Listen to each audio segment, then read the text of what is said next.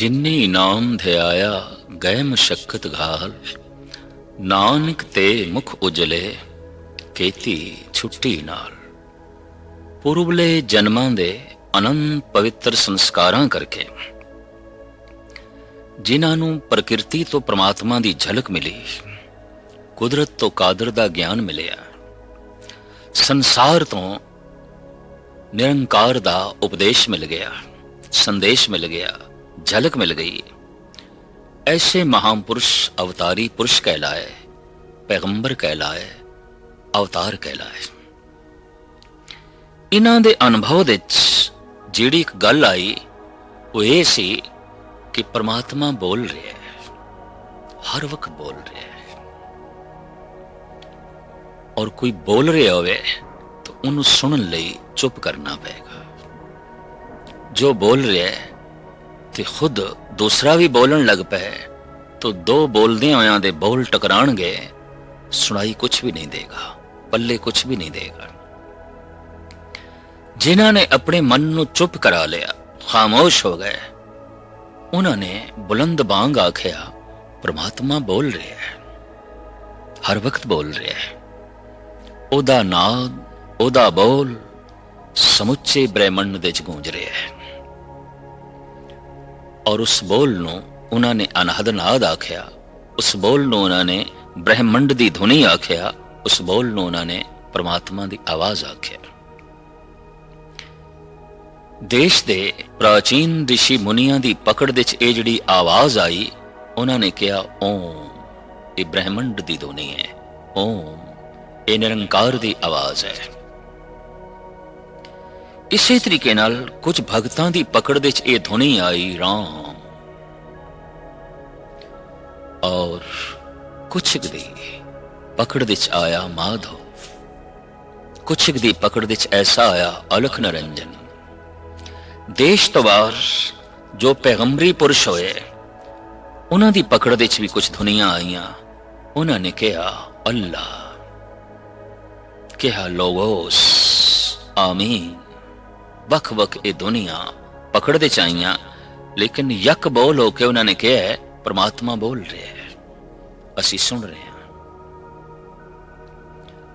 वो हर वक्त बोल रहे है, असी हर वक्त उसके नाद नूं सुन रहे हैं, चुप होके सुन रहे हैं। और जब कोई चुप होके सुने उसे नूं कहंदे ने समाधि लीन हो गए। ये हुण आप ते नहीं बोल रहा, ये सुन रहे है और सुनन दे च मगन है। समाधि लीन दा मतलब की है? ये खुद चुप कर गया है, सुन रहा है। किस नूं? खुदा नूं, परमात्मा नूं, उसदी धुन नूं। गुरु नानक देव जी महाराज दी पकड़ दे च ये धुनी आई वाहेगुरु, वाहेगुरु, वाहेगुरु। इस ब्रह्मंड दी धुनी नूं असी सुन सकीए तो की करना पेगा? गलती इतनी उसनूं चेते करना, पर वो चेते किस तरह आवे, किवें आवे? तो तमाम धर्मां ने, धार्मिक रहबरी पुरुषां ने यही आख्या जप करो, सिमरन करो, जप करो। सिमरन जप, जप सिमरन उसदे नाम दा रटन उसदी याद नूं उजागर करेगा। इस वास्ते सिमरन ते जप दोवें इकट्ठे हो गए। जप किसी एक अक्षर नूं बार बार दोहराना ताकि उसकी याद उजागर होवे। जिसनूं याद करिए रिश्ता जुड़ता है, और जिसनूं भुल जाइए रिश्ता टूटता है। तो जप जिस बोल दे करने ने उसे नूं आख्या गया गुरु मंत्र, गुरु दा बोल। तो किधरे ओम गुरु मंत्र है, किधरे राम गुरु मंत्र है, किधरे औलख निरंजन गुरु मंत्र है, किधरे वाहेगुरु गुरु मंत्र है, किधरे अल्लाह गुरु मंत्र है। सिरमौर मंत्र, मुखी मंत्र, महान मंत्र, जिसनूं उतने चिर तक जपना है जिन्ने चिर तक परबल याद उसकी चल नहीं पैंदी। हर वक्त उसकी याद चल पवे तो जबान खामोश हो जाती है। इसे नूं गुरु गोबिंद सिंह जी महाराज कहते हैं अजप्पा जाप। ओ जप हुण रसना नहीं जप रही, हुण रसना नहीं बोल रही, ਪਰ ਜਪ ਚੱਲ ਰਿਹਾ ਹੈ, ਯਾਦ ਚੱਲ ਰਹੀ ਹੈ। ਜਦੋਂ ਬੋਲਣ ਦਾ ਅੰਦਰ ਖਿਆਲ ਪੈਦਾ ਹੁੰਦਾ ਹੈ ਤਾਂ ਪਵਨ ਨਾਭੀ ਨਾਲ ਟਕਰਾਂਦੀ ਹੈ, ਨਾਫ ਦੇ ਨਾਲ। ਸਾਡੇ ਦੇਸ਼ ਵਿੱਚ ਨਾਭੀ ਨੂੰ ਕਹਿੰਦੇ ਨੇ ਧੁਨੀ,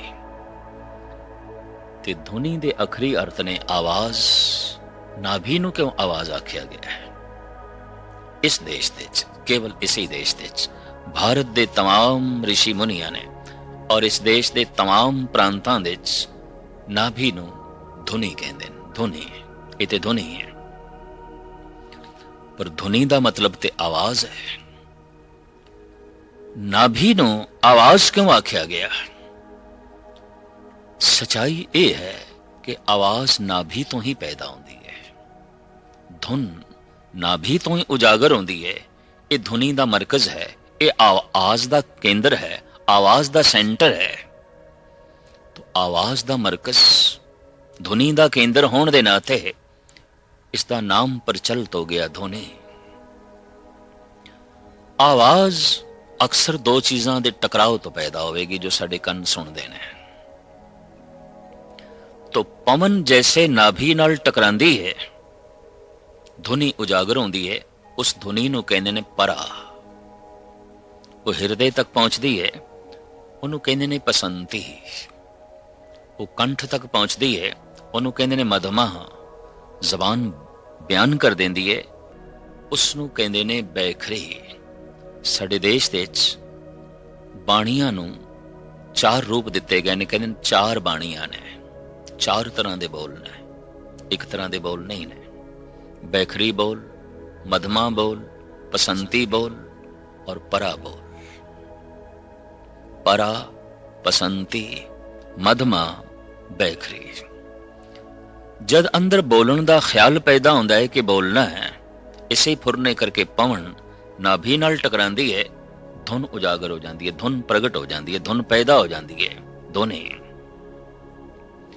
यही धुन जब हृदय तक पहुंचती है तो कुछ अक्षर, कुछ अल्फाज संबंधित हो जाते ने उस धुन नाल।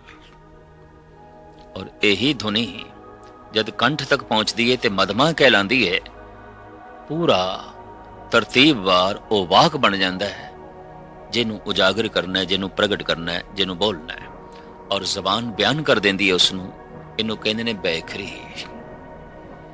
जो जबान बयान कर रही है इस तो पहले कंठ दे सी, कंठ तो पहले हृदय पसंती रूप कहलांदा सी, और हृदय तो पहले ये धुन नाभि दे सी, नाफ दे सी। इस वास्ते पातशाह दी बाणी कहंदी है, देही माटी बोले पवन। मनुख ते पवन करके बोलता है। पवन नाभि नाल ना टकरावे, बोलना नहीं हो सकता, धुनी उजागर नहीं हो सकती।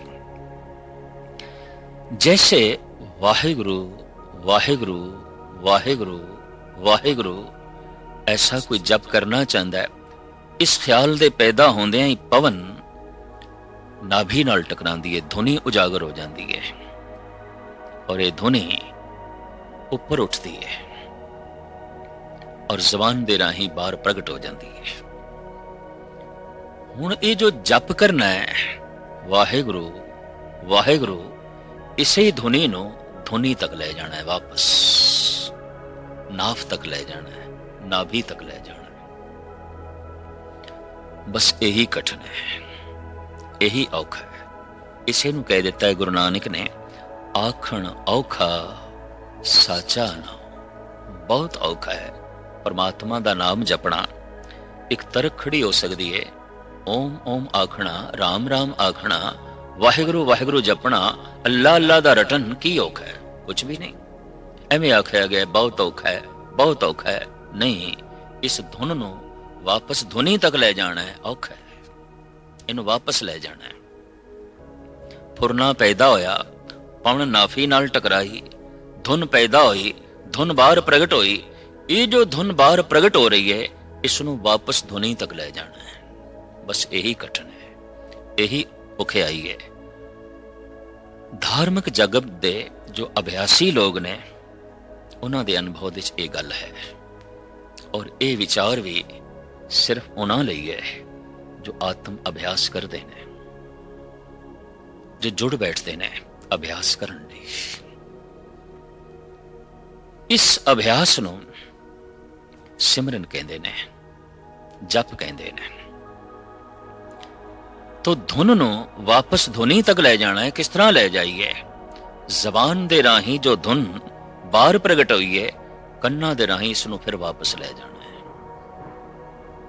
ਗਾਵੀਏ, ਸੁਣੀਏ, ਮਨ ਰੱਖੀਏ ਭਾਵ।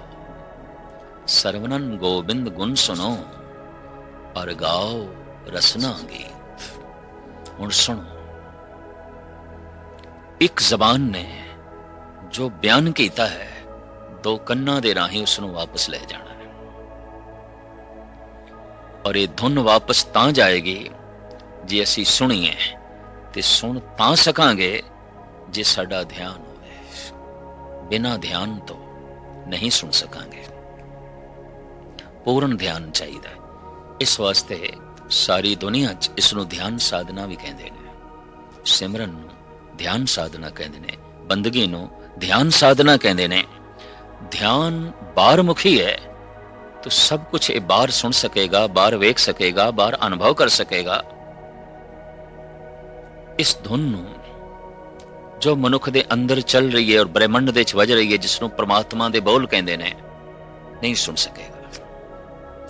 उन्होंने सुनन लई प्रथम इस धुन नूं सुनना पेगा जो रसना बाहर प्रगट पई कर दी है। वाहेगुरु वाहेगुरु वाहेगुरु वाहेगुरु, इनू सुनना है। गावीए, सुनिए, और सुन तां सकेगा जे पूर्ण एकाग्रता है, वरना नहीं सुन सकेगा। और जद भी कोई जप करन बैठेगा, यही उखियाई होवेगी। जो जबान बयान कर रही है, इनू सुनना औखा है। अगर कोई सुन लवे तो गुरु नानक देव जी महाराज तो इत्थे तक कहते ने, नानक भगतां सदा विगास, सुनिए दुख पाप का नाश। सुनदियां ही दुख नाश हो जाएंगे, पाप नाश हो जाएंगे। वो मंत्र, वो धुनी जैसे जैसे अंदर प्रवेश कर दी जाएगी, वैसे वैसे दुख बाहर निकलते जाएंगे, पाप बाहर निकलते जाएंगे। और ये धुन पूर्ण तौर पर अंदर प्रवेश कर गई है और रोम रोम दे राही प्रगट होने लग पई है, तो ऐसा मुजस्मा परमात्मा का रूप हो जाता है। साध रूप अपना तन धारिया, बड़ी कीमती पंक्ति है गुरु ग्रंथ साहिब जी महाराज ने। परमात्मा ने अपना रूप साधु दा बना लिया है, संत दा बना लिया। परमात्मा नूं प्रत्यक्ष रूप विच वेखना है, संत नूं वेख लो, भगत नूं वेख लो। गुरबाणी इसकी तस्दीक कर दी है, नामे नारायण नहीं भेद, राम कबीरे भेद ना भाई। गुरु गोबिंद सिंह जी महाराज ने ते साफ कह दिता, जितने तक तू अपने विचों, अपने स्वरूप दे चों मेरे स्वरूप नूं नहीं वेख सकिया, उतने चिर समझ ले मैनू भी तू नहीं वेखिया। तेरा अपना स्वरूप ऐसा हो जाए, जब तू वेखे ते तेनू मैं दिखाई देवां, मेरी झलक दिखाई देवे। इस वास्ते इस अवस्था दे पहुंचे हुए मनुखा नूं मेरे पातशाह ने कह दिता, खालसा मेरो रूप है खास, खालसे मैं हूं करूं निवास। तो इस धुन नूं सुनना है। सुनना जितना गहरा होंदा जाएगा, धुन उतनी गहरी होंदी जाएगी। अगर ध्यान कंठ तक चला गया है, तो धुन वापस कंठ तक चली जाएगी। वाहेगुरु वाहेगुरु, अगर कोई गहराई नाल सुन रहा है, तो जितनी गहराई नाल सुनेगा, जितना ध्यान गहरा होंदा जाएगा, उतनी धुनी भी गहरी होंदी जाएगी, अंदर प्रवेश कर दी जाएगी। कंठ तक ध्यान गहरा हो गया है, तो धुनी वापस कंठ तक चली गई है। इस तरह के बंदे की यह पहचान होगी कि उसनू वाहेगुरु वाहेगुरु आखण दा रस आवेगा। वाहेगुरु वाहेगुरु आखण दा रस आन लग पे, तो समझ लो प्रभु रसना दे वस गए। इसनू पातशाह दी बाणी कहंदी है, प्रभ जी बसे साध की रसना, नानक जन का दासन दसना। अल्लाह रसना ते वस गया है, राम रसना ते वस गया है, वाहिगुरू रसना ते वस गया है। और ऐसा मनुख एवें अल्लाह नहीं आख देगा, ऐसा मनुख एवें ओपरे मन नाल वाहिगुरू वाहिगुरू नहीं करेगा। किसी रस दे च, किसी सरूर दे च, किसी मस्ती दे च, जैसे स्वादिष्ट भोजन दी बुरकी मुंह दे च पई है तो कुछ रस आया है, कुछ स्वाद आया है, वाहिगुरू आखण दा स्वाद आण लग पे तो समझ लो वाहिगुरू रसना ते वस गया। भोजन दी बुरकी भी मूंह दे च पहले पावांगे, पर भजन, नाम, आवाज, मंत्र ये भी पहले मूंह दे च। भोजन भी मूंह राही करना है, भजन भी मूंह राही करना है। भोजन दा रस भी पहले रसना माणदी है, भजन दा रस भी पहले रसना नूं ही आउंदा है। इत्थों ही आरंभ होंदी है गल। पर भोजन दा रस आ गया रसना नूं, ये लाजमी नहीं कि ये भोजन सार्थिक हो गया है, ये खून बन गया है, मांस बन गया है, शरीर की शक्ति बन गया, कोई लाजमी नहीं है। ये बुरकी अंदर जावे, सिर्फ अंदर ही नहीं, ये पचे, और सिर्फ पचे ही नहीं, पच के रस बने, खून बने, मांस बने, मिंज बने, तो छकिया होया भोजन जीवन बन गया शरीरक। वाहिगुरू वाहिगुरू ये मंत्र गहराइयां दे जाए, इतना गहराइयां च जाए कि वाहिगुरू ही जीवन हो जाए।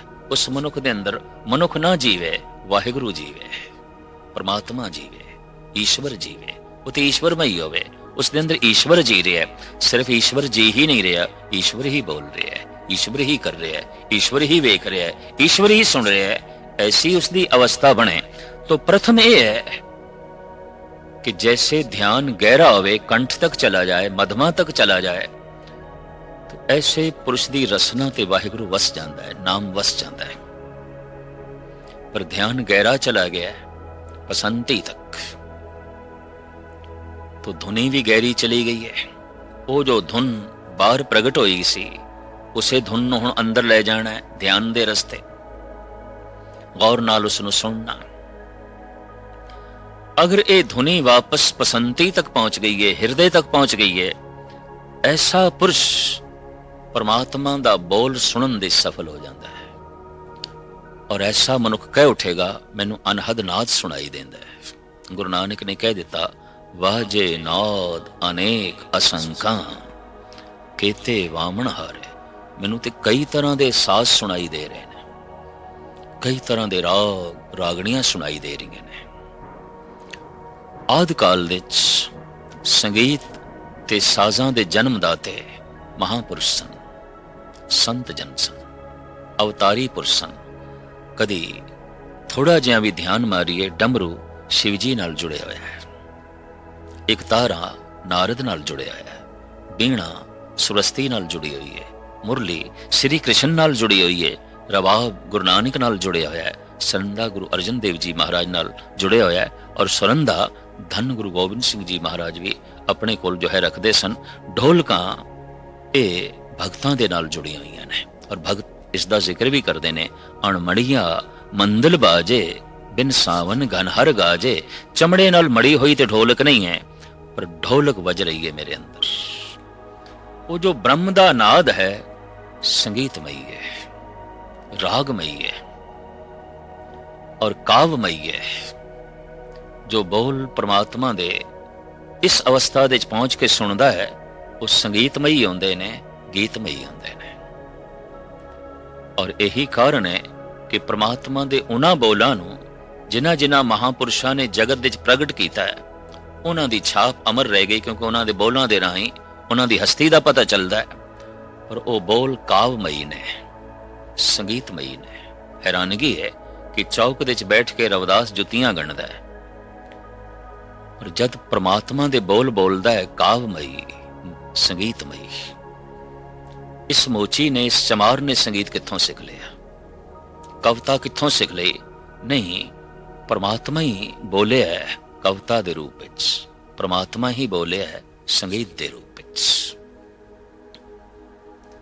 जद ध्यान पसंती तक चला जाता है और धुन पसंती तक चली जाती है, तो इस तरह का मनुख अनहद नाद सुनता है, परमात्मा दे बोल सुनता है। हुण सिर्फ ये धुनी जो बाहर प्रगट हो रही है, ये धुनी तक पहुंचानी है, बसंती तक ते पहुंच गई। जैसे ये धुनी तक पहुंचती है, नाभि तक पहुंचती है, नाभ पूरी खुल जाती है। और जैसे नाभ पूरी खुलती है, जबान बंद हो जाती है और प्राणों दे शब्द चल पैंदा है। एक शब्द मेरे प्राण बसत हैं, बहुड़ जन्म ना आवा। रसना ते खामोश हो गई, हुण जप चल रहा है। इसे नूं गुरु गोबिंद सिंह जी महाराज कहते ने अजप्पा जाप। रसना नहीं जप रही, पर जप चल रहा है प्राणां दे विच। इसे नूं सतगुरां दी बाणी कहंदी है दम दम सदा संभालदा, दम ना बिरथा जाए। इसे नूं कहंदे ने हे मनुख, तेरे हर श्वास दे विच परमात्मा होना चाहिए, तेरे हर दम दे विच प्रभु होना चाहिए। धन गुरु गोबिंद सिंह जी महाराज दे बड़े कीमती बोल। आप कहते लबा लब्बे कुन दम बदमनोश कुन, गमे हर दो आलम फरामोश कुन। जफरनामा श्री मुखवाक पातशाही 10वीं। औरंगजेब दे प्रति उपदेश, ऐ औरंगजेब तेरे दम खाली ने, तेरे श्वासां च कुछ भी नहीं है, भर ले इन खुदा दे आबे हयात नाल, अल्लाह दे नाम नाल भर ले, तेरे दमां दे च कुछ भी नहीं है। नंदलाल कहने ने वाए बर नफसे के बेहुदा गुजस्त, अलगयाज अस गफलते मां अलगयाज। अफसोस है मैनू उस गुजरे श्वास दा जो उसकी आवाज तो बिना निकल गया, उसकी धुन तो बिना निकल गया। जैसे ये धुनी नाल टकरांदी है, नाफ पूरी खुल जाती है। नाफ दो हालतां दे खुलदी है, जद मौत टकरांदी है आके आखिरी प्राण नाभि दे चों निकलदा है। और जद आखिरी प्राण नाभि दे चों निकलदा है तो शरीर की हालत जिहड़ी बनदी है, गुरु अर्जन देव जी महाराज दसदे ने हथ मरोड़े तन कपे सियाऊ होवा से। मुठियां बंद होंदियां ने, दंदियां वजदियां ने, कंबड़ी छिड़दी है तो सियाणे कह देंदे गंड खुल गई। इसे नूं साहिब कहंदे आज काल खुले तेरी गांठड़ी, अज कल दे तेरी गंड खुलण वाली है। जैसे नाभि दी गंड खुली, शरीर दी मौत हो गई, आखिरी प्राण रुखसत हो गया। पर धुनी नाल टकरावे, वाहिगुरु वाहिगुरु दी ए धुन नाभि नाल टकरावे ते नाफ पूरी खुल जाए, मन दी मौत हो जाती है और वो धुनी प्राणों दे चलन लग पैंदी है। प्राण ते रहिंदे ने, शरीर ते जिंदा रहिंदा है, मन दी मौत हो जाती है, तमाम संस्कारां दी मौत हो जाती है, तमाम विचारां दी मौत हो जाती है, सारे फुरनियां दी मौत हो जाती है, हर तरह की सोचनी दी मौत हो जाती है। तो इत्थे सवाल पैदा होवेगा कि फिर मनुख जिंदा किस तरह रहिंदा है सोचनी तो बिना? नहीं, फिर उसके अंदर परमात्मा सोचता है, फिर उसके अंदर परमात्मा बोलता है, फिर उसका हर करतब परमात्मामई है, वो स्वयं परमात्मा का रूप हो जाता है। उसका अपना मन मर गया तो अपने सारे संस्कार मर गए, अपने सारे विचार मर गए, अपनी सारी सोचनी मर गई, अपने सारे फुरने मर गए। इस तरह के मनुख के अंदर परमात्मा जीवदा है, ईश्वर जीवदा है। ये गंढ जद खुलती है पहली दफा, जब धुनी नाल टकरांदी है, अवस्था ओही बनती है जो मरण लगे लोगों की बनती है। त्रिपता जी वैद नूं बुला लईआं सन भी मेरे लाल नूं की हो गया, क्योंकि गुरु नानक नूं कंबणी छिड़ गई सी, मुठियां बंद हो गई सन, दंदियां वज रही सन। वैद ने सारा वेखिया, जांच पड़ताल की। वैद कहंदा मां जी ये रोगी जैसे दिखाई दे रहे ने, रोगी नहीं ने। तापमान शरीर का ठीक है, श्वासां की गति ठीक है, नब्ज ठीक चल रही है, पर ये रोगी जैसे दिखाई क्यों दे रहे हैं? ये मेरी पहुंच तो परे है, मेरी सोच तो परे है। और जब दोबारा मेहनत करता है ये वैद, तो गुरु नानक बोल पे, वैद बुलाया वैदगी पकड़ डंडोले मां, ये भोला वैद न जाने कर करे जे मां।